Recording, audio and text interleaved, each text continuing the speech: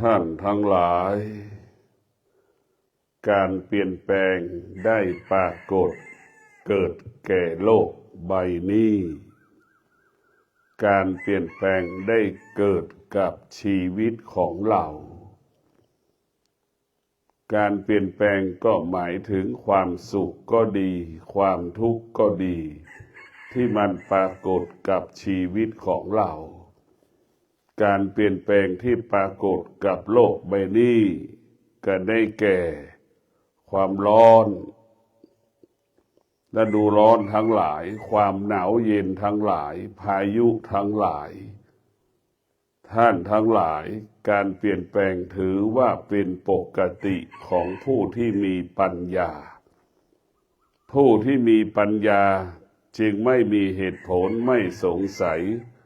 คำว่าการเปลี่ยนแปลงผู้ที่มีปัญญาจึงอยู่เหนือการเปลี่ยนแปลงผู้ที่มีปัญญาน้อยหรือไม่มีปัญญาหรือขาดสติก็จะมีเหตุผลกับคำว่าการเปลี่ยนแปลง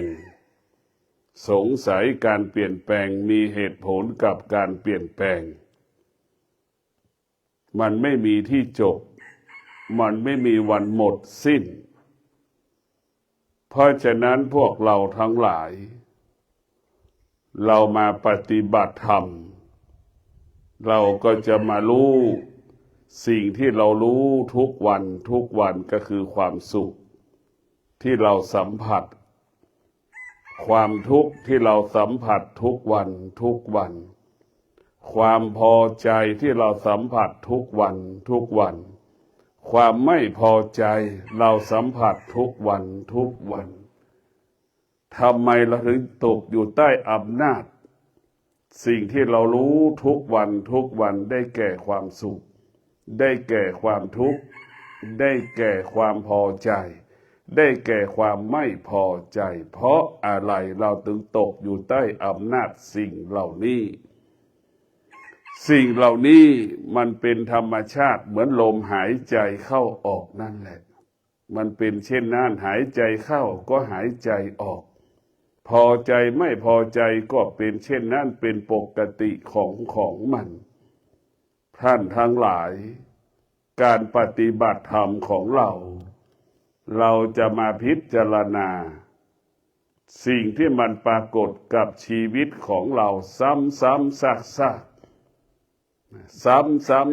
ากได้แก่ความสุขความทุกข์ความพอใจความไม่พอใจมันเกิดมาจากไหนอะไรทำให้มันเกิดแล้วทำไมเราสะเทือนและหวั่นไหวเราต้องกลับมาพิจารณาต้นกำเนิดคำว่าพอใจคำว่าไม่พอใจคำว่าความสุขคำว่าความทุกข์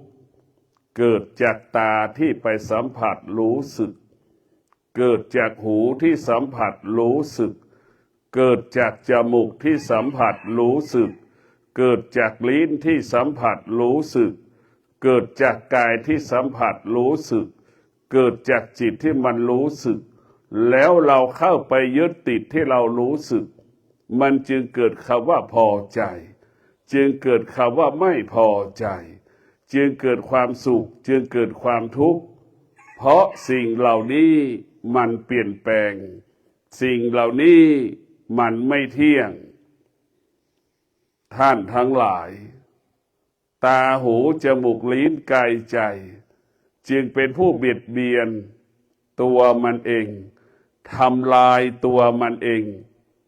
ทุกข์ก็ที่ตาสุขก็ที่ตาทุกข์ก็ที่หูสุขก็ที่หูพอใจไม่พอใจก็อยู่ที่ตาพอใจไม่พอใจก็อยู่ที่หูเห็นไหมมันเบียดเบียนและมันทำลายชีวิตของเราท้ายสุดตากับหูเปรียบเสมือนช้างชีวิตของเราร่างกายของเรากลายเป็นท่อนซุงกลายเป็นท่อนซุงที่ถูกช้างมันลากเห็นไหมเราเห็นไหมช้างมันลากท่อนซุงเนี่ยมันทุกข์มันทรมานมันลำบากขนาดไหนท่อนซุงมันกระทบ กับหินกับต้นไม้สารพัดที่มันกระทบถูกลากนะทุกวันนี้เราก็อยู่ตกอยู่ใต้อำนาจของความสุขความทุกข์ที่มันลากเราไปพาเราไปเหมือนช้างลากห้องสูงเราจะมาปลดเปลื้องความทุกข์ความสุขความทุกข์ได้อย่างไรเราก็มาปลดเปลื้องความสุขความทุกข์ความพอใจไม่พอใจก็ออกที่ไหนก็มันอยู่ที่ตาเราก็มาพิจารณาตาเห็นรูปเราก็ไม่ยึดติดในรูปสุขไม่มีทุกข์ไม่มีพอใจไม่เกิดไม่พอใจก็ไม่เกิดเช่นเดียวหูสัมผัสกับเสียงเราไม่ยึดติดในเสียงสุขทุกข์ก็ไม่เกิดความพอใจความไม่พอใจก็ไม่เกิดเมื่อมันไม่เกิดมันก็สงบเมื่อสุขไม่เกิดจิตมันก็สงบเมื่อทุกข์มันไม่เกิดจิตก็สงบเมื่อความพอใจความไม่พอใจไม่เกิดจิตมันก็สงบหากสุขทุกข์เกิดเมื่อไหร่จิตใจเราสะเทือนและหวั่นไหวทันทีความชอบใจพอใจเกิดขึ้นเมื่อไหร่ความกังวลใจความทุกข์ใจเกิดขึ้นทันทีพวกเราทั้งหลายเรามาพิจารณาที่จะดับทุกข์ดับสุขก็ดับที่ตาเห็นรูปนะดับที่หูสัมผัสกับเสียงนะดับที่จิตมันไปยึดติดไปยึดมั่นนี่เราก็ไปดับมันสุขเปรียบเสมือนไฟทุกข์เปรียบเสมือนไฟเราก็สติก็คือน้ำเราก็เอาสติน่ะไปดับมันเอาน้ำไปดับไฟให้เป็นเช่นนั้นสุขทุกข์เหมือนของเน่าของเหม็นสติก็เหมือนผ้าเช็ดถูพื้นแล้วก็ไปเช็ดให้มันสะอาดมันก็มีแค่นั้นแหละที่มีปัญหาคือเราทำอะไรไม่ได้สักอย่างปล่อยสุขให้มันเกิดปล่อยทุกข์ให้มันเกิดปล่อยความพอใจความไม่พอใจให้มันเกิดแล้วมันจะเกิดทุกวันทุกวันทุกวันเพราะฉะนั้นว่าเราต้องมาแก้ไขก็คือตาหูจมูกลิ้นกายใจที่เรารู้สึกสัมผัสตาหูจมูกลิ้นกายใจเนี่ยทำให้เราเกิดเพราะตรงนี้แหละใช่ไหมมันเกิดเพราะตรงนี้ตาเป็นต้นกำเนิดของความอยากหูก็เป็นต้นกำเนิดของความอยากดังพ่อแม่เกิดความอยากพ่อแม่จึงเกิดความอยากพ่อแม่จึงรวมกันอยู่ด้วยกัน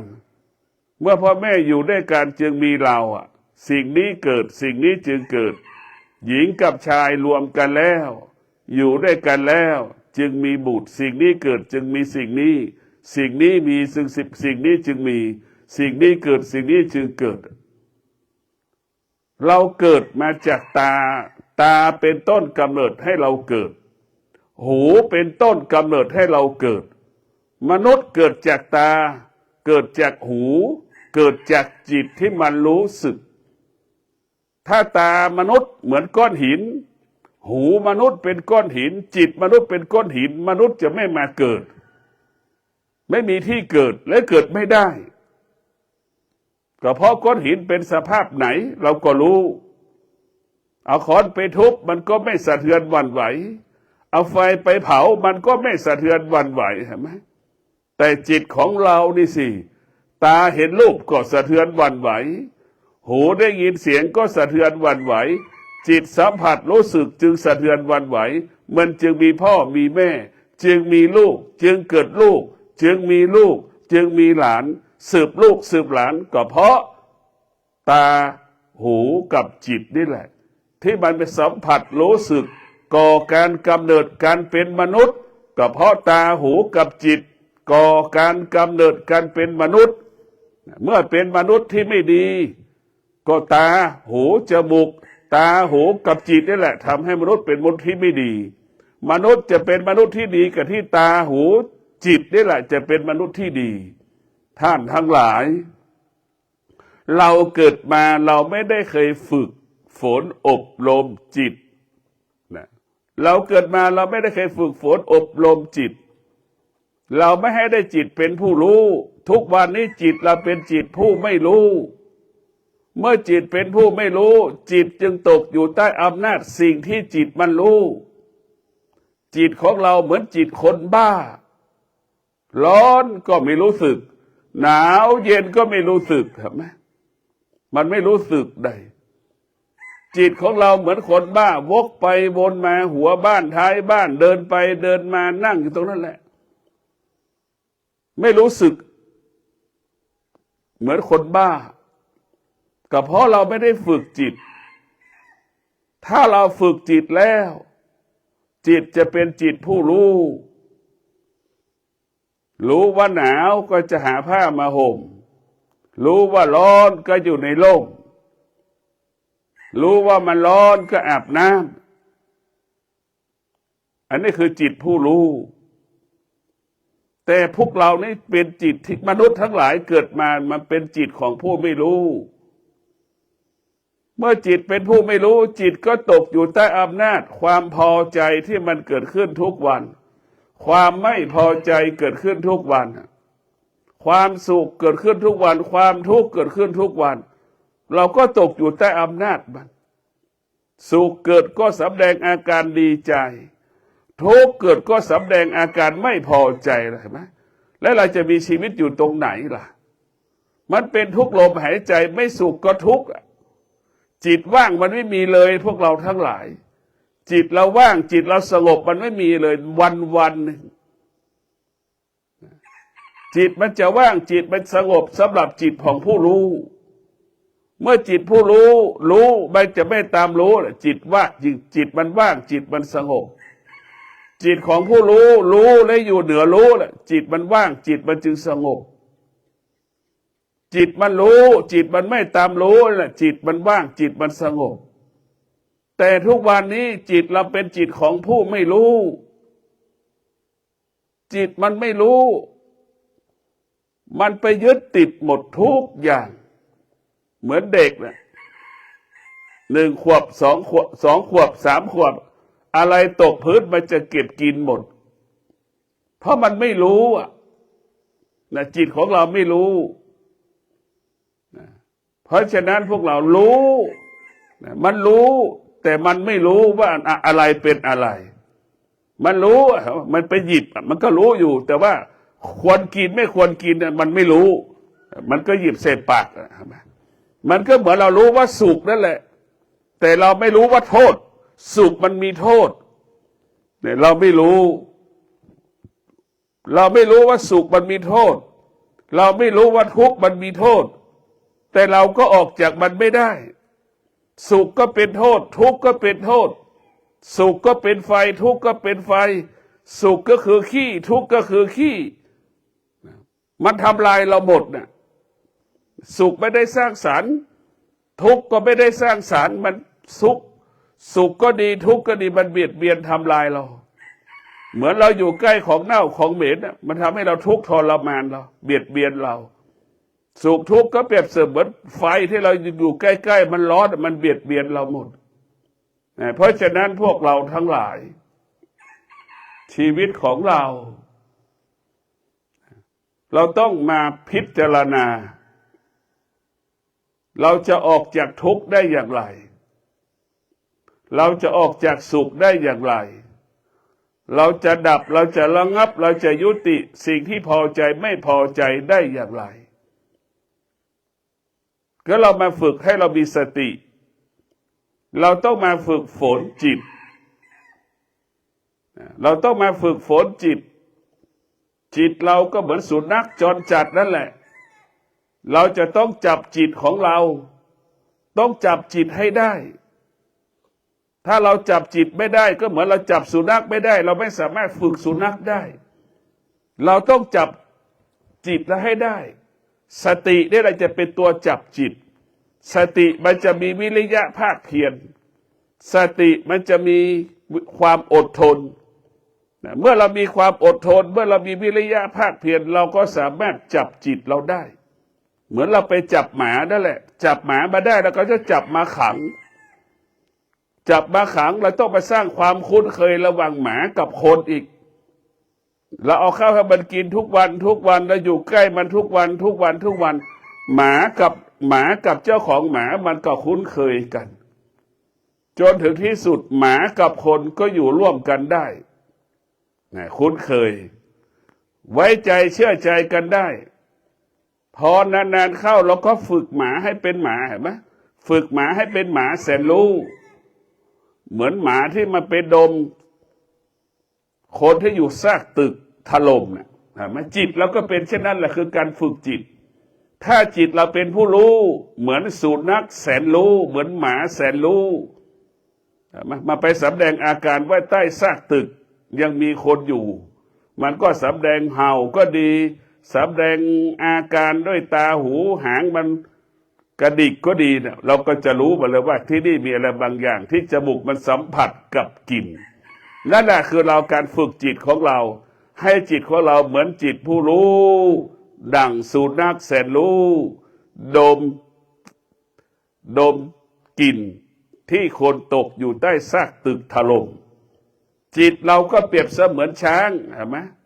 เราต้องไปจับช้างให้ได้สติจะต้องอดทนสติต้องมีวิริยะภาคเพียรจนถึงที่สุดเราต้องจับจิตเราต้องจับช้างให้ได้เมื่อเราจับช้างได้ก็เหมือนเราจับจิตเราได้เมื่อเราจับช้างได้เราก็ต้องมัดช้างแล้วก็อยู่กับช้างให้ช้างกับเราคุ้นเคยจนถึงที่สุดเราก็ฝึกช้างอบรมช้างได้ฝึกช้างได้จนถึงที่สุดช้างก็อยู่กับเราเราก็อยู่กับช้างครับจิตที่ฝึกฝนก็เหมือนช้างแสนรู้ในท่านทั้งหลายจิตที่ไม่ได้ฝึกฝนเหมือนช้างอยู่ในป่ามันเจอเรามันก็วิ่งหนีหมดมันเจอเรามันก็จะออกอาการจะทำลายเรานั่นแหละพวกเราทั้งหลายจิตเราต้องมาฝึกจิตทุกวันนี้เราไม่ได้ฝึกจิตเมื่อเราไม่ได้ฝึกจิตเราก็ตกอยู่ใต้อำนาจจิตที่มันรู้ดีก็ดีจิตก็ไปยึดติดว่ามันดีมันไม่ดีจิตก็ไปยึดติดว่ามันไม่ดีจำนวนมากทั้งโลกเป็นเช่นนี้จิตไม่ได้ฝึกมันก็ตกอยู่ใต้อำนาจคำว่าความดีกับความไม่ดีไปยึดติดคำว่าความสุขความทุกข์เนี่ยมันไปยึดติดบทการปฏิบัติธรรมของเราการประพฤติธรรมของเราเนี่ยเพื่อละความดีละความไม่ดีความดีเราก็ละความไม่ดีเราก็ละความดีความไม่ดีมันเป็นเรื่องอดีตทั้งสิ้นความดีก็หมายถึงเราไปสร้างพระเจดีย์เป็นเรื่องอดีตความไม่ดีก็คือเราไปฆ่าคนมาแล้วในอดีตอย่างเนี้ยมันเป็นเรื่องอดีตทั้งสิ้นละความดีละความไม่ดีมันเป็นเรื่องอดีตให้อยู่กับปัจจุบันการปฏิบัติธรรมให้เราอยู่กับปัจจุบันเช่นหูเรากำลังฟังเทศอย่างเงี้ยพอใจเสียงผู้เทศไหมไม่พอใจเสียงผู้เทศไหมเนี่ยพอใจผู้สอนธรรมะไหมไม่พอใจผู้สอนธรรมะไหมอันนี้แหละอยู่กับปัจจุบันอยู่กับปัจจุบันพวกเราทั้งหลายอยู่กับปัจจุบันเมื่อเราอยู่กับปัจจุบันเนี่ยอดีตมันก็ไม่เกิดเราก็ไม่หลงเราก็ไม่ยึดติดอดีตเราก็ไม่ยึดติดดีก็เป็นเรื่องของอดีตไม่ดีก็เรื่องของอดีตเราจะไม่ยึดติดในอดีตเราจะอยู่กับปัจจุบันคือมีสติรู้มีสติรู้ตาเห็นรูปเราก็ละที่ตามันเห็นรูปมีสติรู้อยู่ปัจจุบันหูได้ยินเสียงเราก็ละไม่ยึดติดในเสียงจมูกสัมผัสกับกลิ่นเราก็ละมีสติรู้แล้วก็ละมันเมื่อเราละมันปล่อยมันวางมันไปสิ่งที่เรารู้ทั้งหลายมันก็อยู่ที่เดิมเหมือนขี้หมาเรารู้ว่าเป็นขี้หมาเราก็ไม่จับมันอีกเราก็เดินหนีมันก็อยู่ที่เดิมนั่นแหละรู้แล้วก็ละแล้วก็วางแล้วก็ปล่อยหรือรู้เฉยๆแต่ทุกวันที่เราไม่รู้เราเข้าไปยึดติดสิ่งที่เราไม่รู้สุขนี่ก็ไปยึดติด พอมันเปลี่ยนแปลงก็เสียใจร้องไห้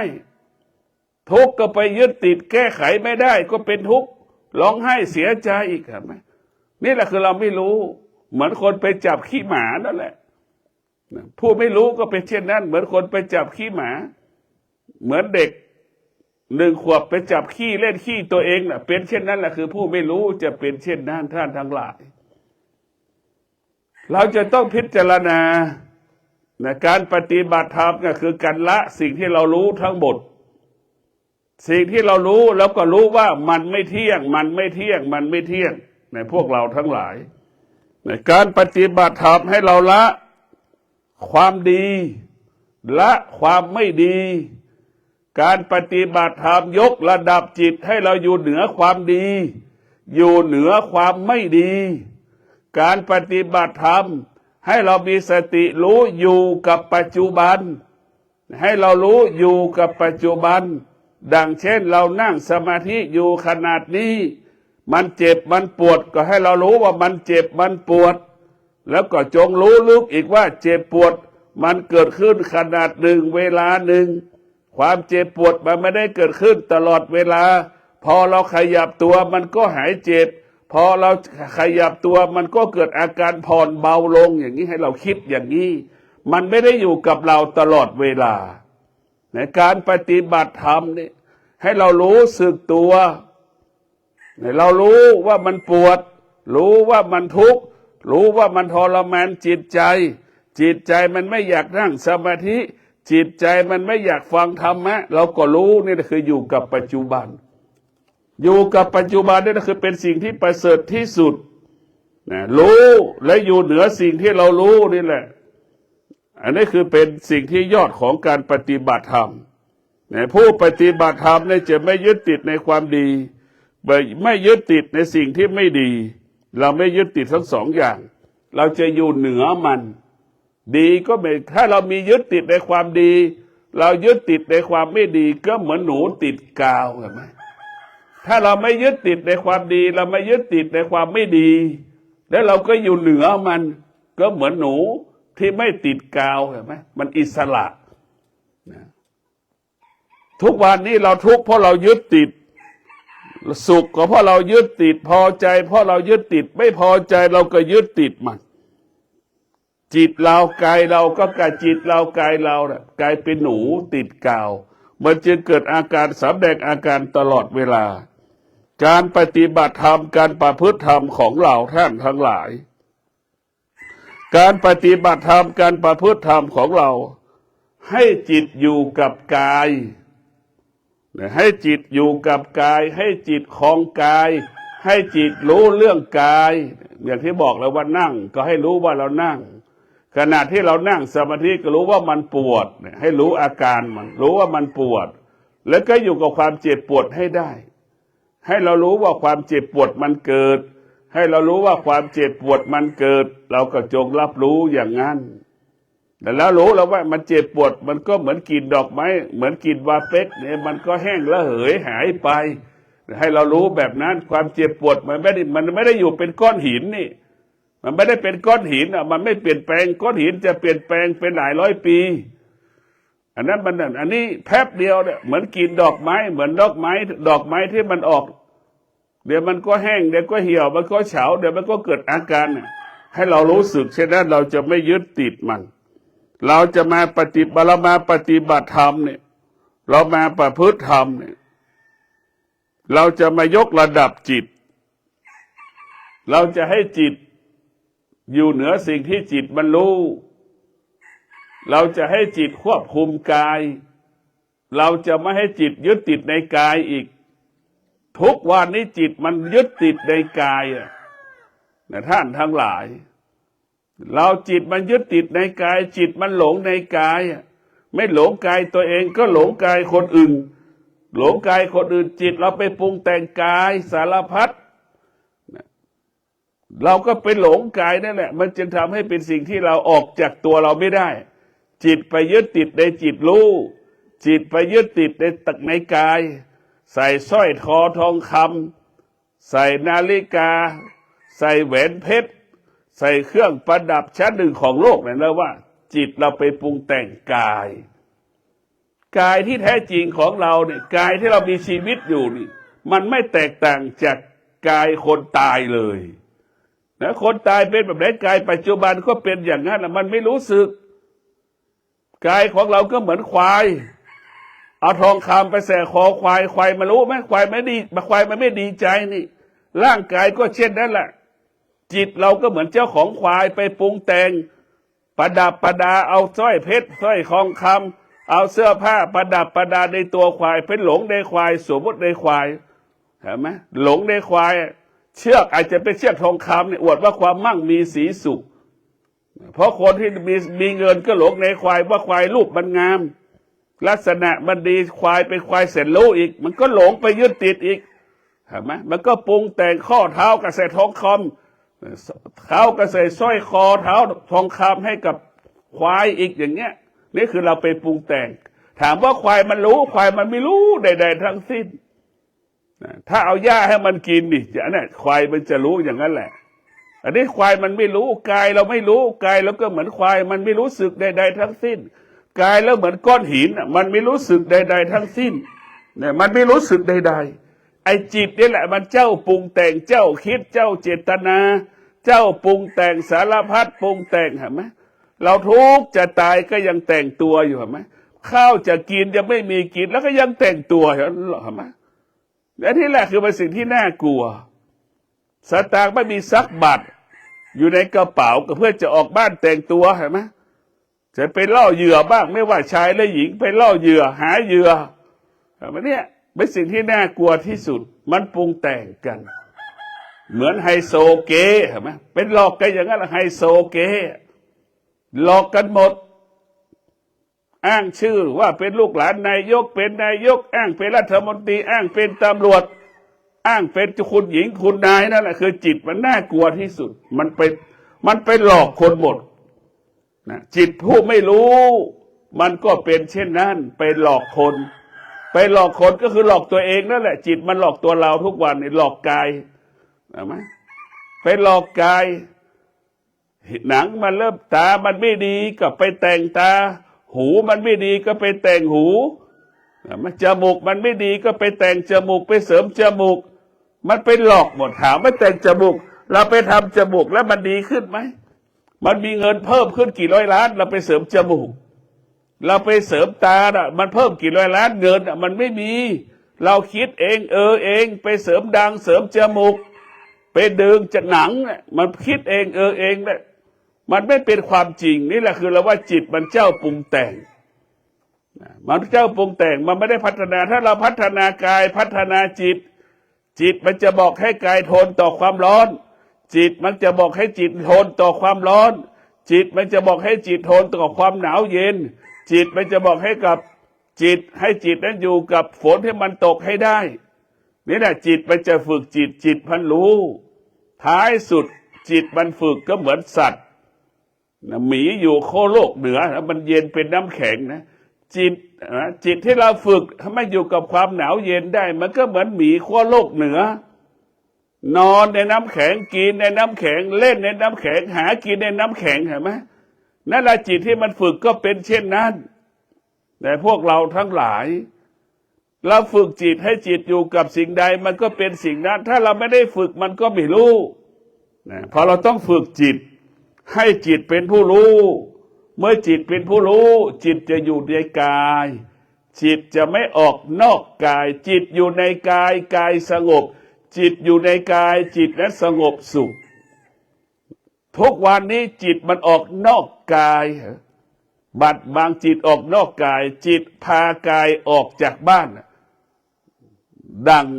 ผู้ชายบางคนผู้หญิงบางคนบางคนป่านนี้ยังไม่เข้าบ้านนี้ยังกินเที่ยวเล่นเต้นรำกันอยู่เห็นไหมผู้เป็นสามีก็รอผู้เป็นภรรยาก็รอสามีจะเข้าบ้านกินไม่ได้นอนไม่หลับผู้เป็นพ่อเป็นแม่ก็รอลูกก็หลานรอเข้าบ้านเพราะลูกหลานยังไม่มันเข้าบ้านเป็นกินเที่ยวเล่นเห็นไหมนั่นแหละจิตส่งออกนอกมันจะเป็นเช่นนี้ไปหลงจิตส่งออกนอกมันจะไปหลงทางหลงผิดไปยึดติดสิ่งที่มันผิด เอาสิ่งที่ผิดมาเป็นหลักกำกับชีวิตของเรากำหนดควบคุมชีวิตของเรานี่นะหลงทางมาตลอดชีวิตของเรานี่เนี่ยพวกเราทั้งหลายการปฏิบัติธรรมการประพฤติธรรมของเรา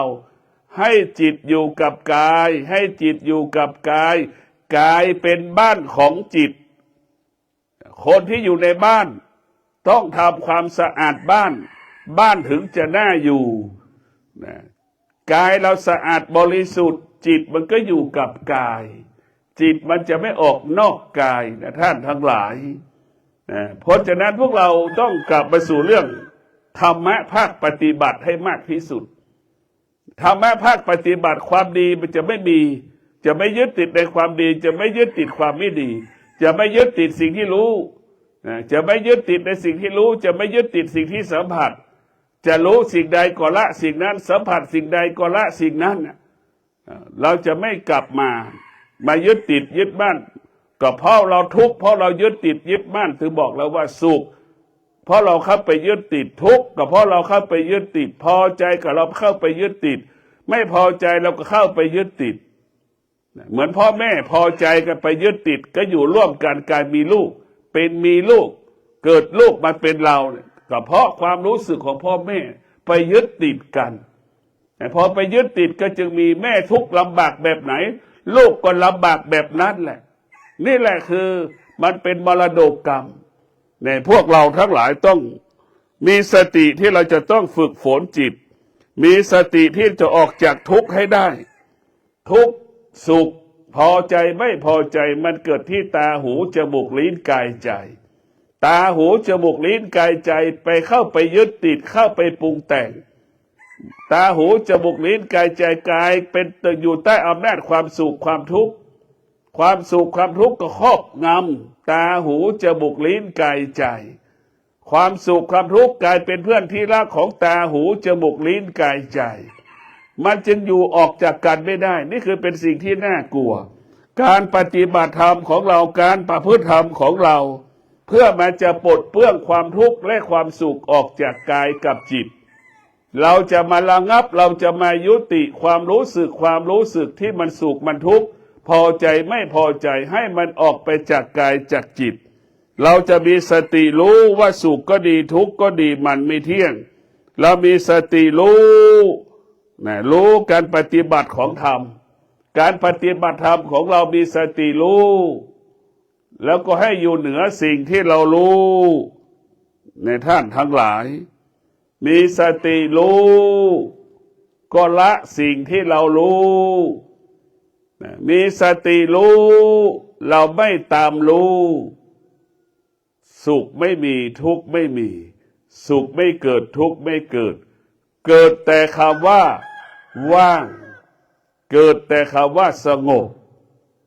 นี่แหละพวกเราทั้งหลายรู้อยู่เหนือรู้เกิดคำว่าสงบรู้แล้วละสิ่งที่เรารู้เกิดคำว่าสงบรู้ไม่ตามรู้จึงเกิดคำว่าความสงบพวกเราทั้งหลายสิ่งที่เราต้องการก็คือความสงบสิ่งที่เราต้องการไม่ใช่สมบัติสิ่งที่เราต้องการไม่ใช่สามีภรรยาและลูกสิ่งที่เราต้องการคือความสงบเมื่อเรามีลูกมีเมียมีทรัพย์มีสมบัติเราไม่มีความสุขเพราะมันไม่สงบเห็นไหมแต่เราไม่รู้ว่าความสงบมันเกิดมาจากไหนจะทำได้อย่างไรเนี่ยมันยากเพราะความสงบก็เกิดขึ้นที่ตาหูจมูกลิ้นกายใจเมื่อตาหูจมูกลิ้นกายใจสงบเนี่ยมันก็จะเกิดแต่ความดีงามเกิดแต่ความงอกงามให้กับชีวิตของเรา